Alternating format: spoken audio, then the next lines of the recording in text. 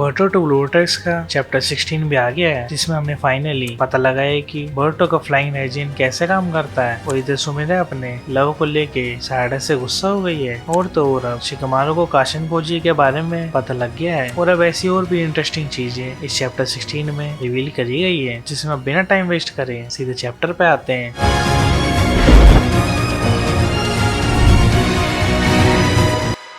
Chapter के cover page में ईडा के हमें इमेज दिखती है, जिसमें लिखा हुआ है लव माइंड से नहीं दिखता बल्कि लव आंखों से दिखता है। और इधर चैप्टर 16 सिंगुलैरिटी ऑफ फेट इधर लिखा हुआ है, जिसके बाद चैप्टर की शुरुआत होती है बर्टो और काशिन कोजी के फोनवो से, जिधर काशिन कोजी बर्टो को स्पेस टाइम निंजुत्सु के बारे में बता रहा है कि कैसे इस निंजुत्सु से कोई भी एक से दूसरी जगह पे टेलीपोर्ट हो जाता है। और ऐसा बर्टो ने पहले भी किया है, पर वो एक लिमिटेड टाइम के लिए था और वो एक्सीडेंटली हुआ था। यानी ऐसे जो बर्टो ने मोमुशिकी वाले मोड में किया होगा, लेकिन अभी बर्टो इसे कंट्रोल नहीं कर सकता। पर इन 6 सालों में बर्टो को ये मास्टर करना ही होगा। और ऐसा जब हो पाएगा जब बर्टो किसी भी मेटल ऑब्जेक्ट्स में अपना चक्रा छोड़ दे, और फिर वो इन्हें सेंस करके या अपने निंजुत्सु को यूज करके उधर टेलीपोर्ट हो सकता है। और इस निंजुत्सु को फ्लाइंग रेजिन बोलते हैं, जो मिनाटो यूज करता था। और रियलिटी में 2 टाइप के निंजुत्सु होते हैं, जिसमें बर्टो को पता ही नहीं लगे कि रियल फ्लाइंग रेजिन कौन सा है। और बर्टो अपने आप में एक जीनियस है, तो बर्टो इसी फ्लाइंग रेजिन की कॉपी कर सकता है। जिसमें बर्टो हैरान होके कहता है जीनियस और मैं, लेकिन मुझे तो बस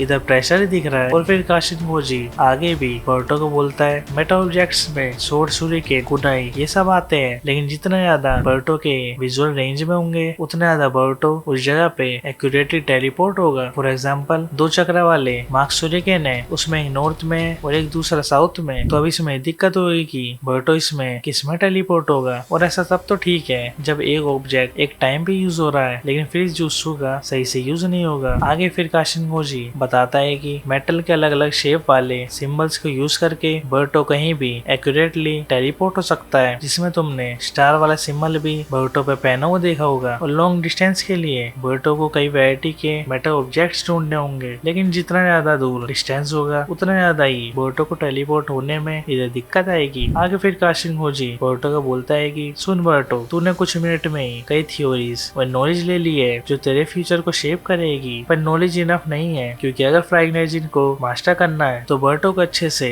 स्टडी और प्रैक्टिस करनी पड़ेगी। जिसमें बर्टो बोलता है ना, ये कोई प्रॉब्लम नहीं है और चलो आगे बढ़ते हैं, अब मुझे बहुत कुछ करना है। आगे फिर बर्टो काशिन कोजी से पूछता है कि अगर तुम गुड और बैड फ्यूचर देख सकते हो तो तुम सबको इसके बारे में क्यों नहीं बताते। तो फिर इसके जवाब में काशिन कोजी बोलता है ऐसा अच्छा होगा, पर जितने ज्यादा को फ्यूचर के बारे में पता चलेगा उतनी ही ज्यादा बार फ्यूचर भी चेंज होता जाएगा। क्योंकि किसी को अगर फ्यूचर पता लग जाए तो वो वैसे एक्ट नहीं करने वाला जैसे वो फ्यूचर ना पता लगने के टाइम पे करने वाला था। और फिर इसी वजह से फ्यूचर की और ब्रांचेस भी इधर बन जाएंगी और फ्यूचर को प्रेडिक्ट करना और डिफिकल्ट हो जाएगा। तो फिर इसी वजह से किसी के फ्यूचर का पता होने से हम उसके एक्चुअल फ्यूचर को डिस्ट्रॉय कर देते हैं। और जितने ज्यादा बर्टो को फ्यूचर पता होंगे उतने ज्यादा ट्रैक से बर्टो दूर होगा, जिसे फेट कहते हैं, जो बाद में सिंगुलैरिटी बन जाती है। सिंगुलैरिटी का मतलब वही है जिससे फ्यूचर अनस्टेबल हो जाता है। और फिर इसलिए ये सही रहेगा कि ज्यादातर को फ्यूचर पता ना हो, क्योंकि फिर तभी सिंगुलैरिटी ऑफ फेट भी काम करेगा और ये लोग भी एक गुड फ्यूचर की ओर आगे बढ़ सकते हैं। जिसमें अब काशिन कोजी की तरह बर्टो भी बन चुका है सिंगुलैरिटी, यानी जिसे फ्यूचर पता है। जिसमें सारी बातें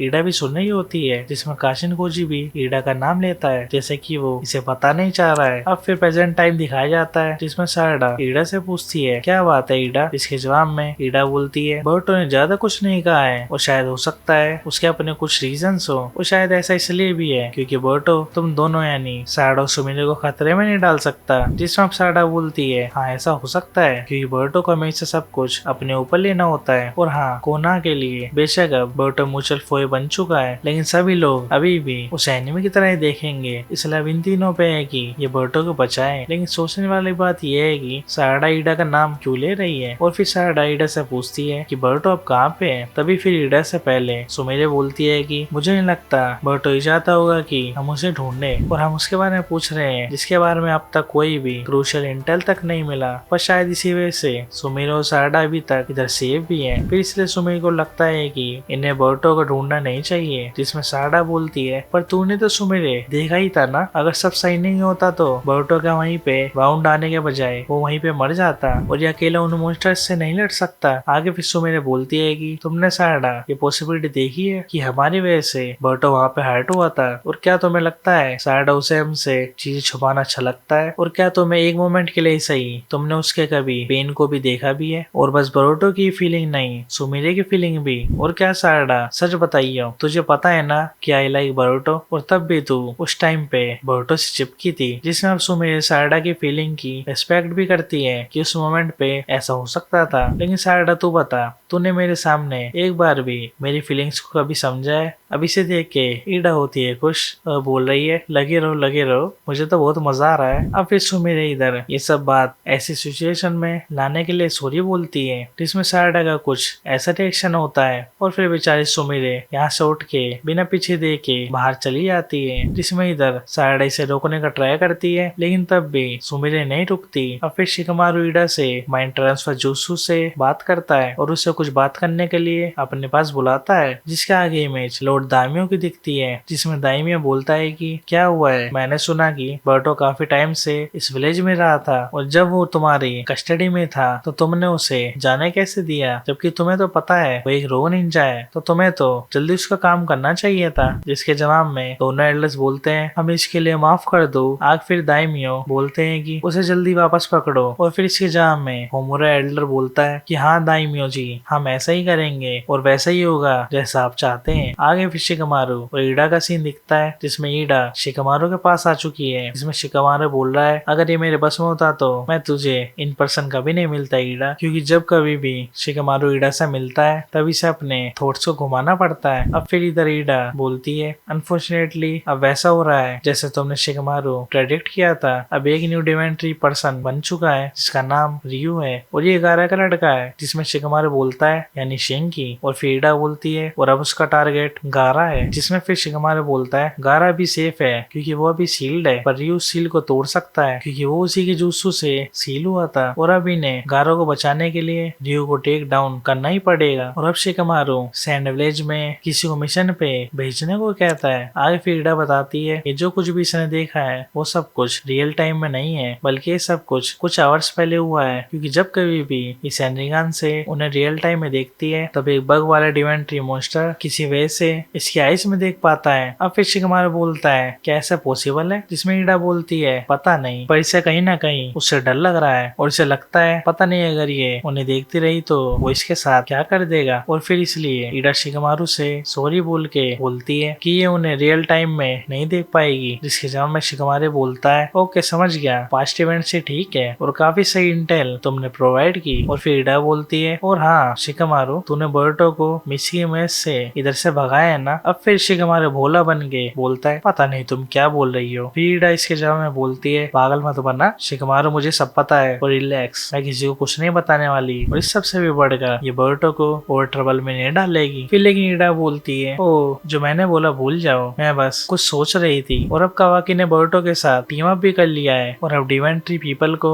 ये दोनों संभाल लेंगे। और फिर शिकमारू ईडा से बर्टो को मदद करने वाले के बारे में पूछता है, जिसमें बर्टो कई बार अपने टोड के फॉर्म से बात करता है और वो टोड काफी फेमिलियर है, और वो टोड काशिनकोजी ही है ना। अब फिर ईडा बोलती है एसआर पे जावर नारा शिकमारू, और हाँ तुम सही हो। और फिर ईडा के बालों में एक टोड निकल के बोलता है कि बस अब बहुत हो गए क्वेश्चंस, जिसमें शिकमारू उस टोड को देख के हैरान हो जाता है। आगे फिर वो टोड बोलता है कोनामू सारडा और मेसी को लैंड ऑफ विंड में भेजो, और वहीं पे रियू या मासूरी उधर दिखेंगे, और हो सकता है वो दोनों एक साथ भी देखे। जिसमें ईडा पूछती है तुम्हारे ट्रायो टीम और टू सैंड के निंजा उन्हें मार सकते हैं। आगे फिर टोड बोलता है मैंने बोला ना नो क्वेश्चंस, और अगर अब तुम उन्हें कन्विंस नहीं कर पाए तो सब कुछ गलत हो जाएगा। अब शिकमारू बोलता है क्या, और आगे टोड बोलता है हाँ, और हिमावारी को कोनोहा के बाहर मत भेजना क्योंकि जूरा की उस पर नजर है, और अगर वो कोनोहा के बाहर आएगी तो उसकी नजर सीधा हिमावारी पे आएगी, और फिर इसके रिजल्ट में हिमावारी मर जाएगी। और किसी वजह से जूरा कोनोहा के कल्चरल वैल्यू और हाई स्टीम को ऊपर रखता है, जिसकी वजह से वो विलेज के अंदर नहीं लड़ेगा, इसलिए हिमावारी भी के लिए कोनोहा के अंदर ही सेफ है। और विलेज में सबको बता दो अगर जूरा बुक स्टोर में आए तो जूरा को सब एक ऑर्डिनरी कस्टमर की तरह ट्रीट करे। अब फिर शिकमारू बोलता है क्या तुम सीरियस हो, जिसके जवाब में टोड बोलता है ये कोई जोक नहीं है, और सबसे जरूरी है जूरा का कोई प्रोवोक ना करे, समझ गए, और अगर तुमने उसे तो हमारे जीतने के कोई भी चांसेस नहीं है, और जूरा को वेट करके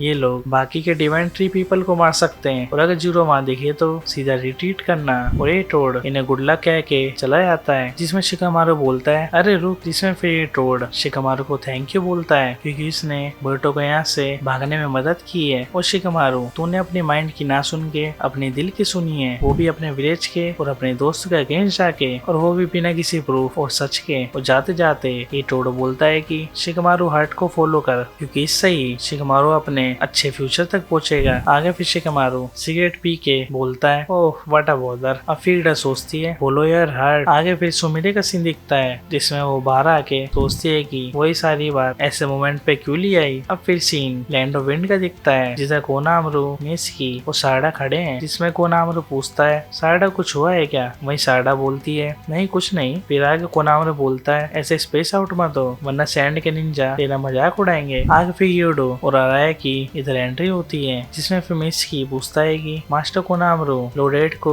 ये एंट्री मिली कैसे होगी, जिसके जवाब में कोनामरू बोलता है मैं भी यही सोच रहा था लेकिन जरूर ये उनका कोई रिलायबल सोर्स होगा। आगे फिर यूडो सारडा को बोलती है यो तुम्हारा ओरा काफी चेंज हो गया है, क्या तू किसी लड़की के प्यार में। वही सारडा बोलती है नहीं। यूडो बोलती है ये मैटर नहीं करता। अब फिर बाइनोकुलर से दूर से कोनामरू और बाकी सब डिवेंट्री पीपल को देखते हैं जिसमें दूर खड़े होते हैं मासुरी और रियू, और पता नहीं इधर टोड क्या कर रहा है। अब फिर एंड में मासुरी और रियू टोड को देख के कह रहे हैं बर्टो के पास ले जाने का एक क्लू मिल गया है। और बर्टो का चैप्टर 16 भी यहीं पे एंड हो जाता है। अब यहाँ पूरा कंफर्म तो नहीं है कि ये डिवेंट्री लोगों ने बर्टो के टोड को देख लिया है, जिसमें अब ये कंफर्म तो चैप्टर 17 में ही होगा। और अब इस चैप्टर में फाइनली हमें ये तो पता लगा बर्टो को फ्लाइंग राइजिन आखिर आया कैसे और ये मिनाटो के फ्लाइंग राइजिन से कैसे अलग है। और अब देखने वाली बात ये होगी कि ये लोग कब तक चीजें अवॉइड करके एक बेटर फ्यूचर की ओर जा पाएंगे। बाकी अब चैप्टर 17 तो और भी इंटरेस्टिंग होगा क्योंकि इसमें अपने ट्रायो और डिवेंट्री वाले लोगों की फाइट जो होने वाली है। लेकिन चैप्टर 17 से पहले वीडियो अच्छी लगी हो तो एनिमे जो चैनल को सब्सक्राइब कर लो और वीडियो को लाइक करना मत भूलना।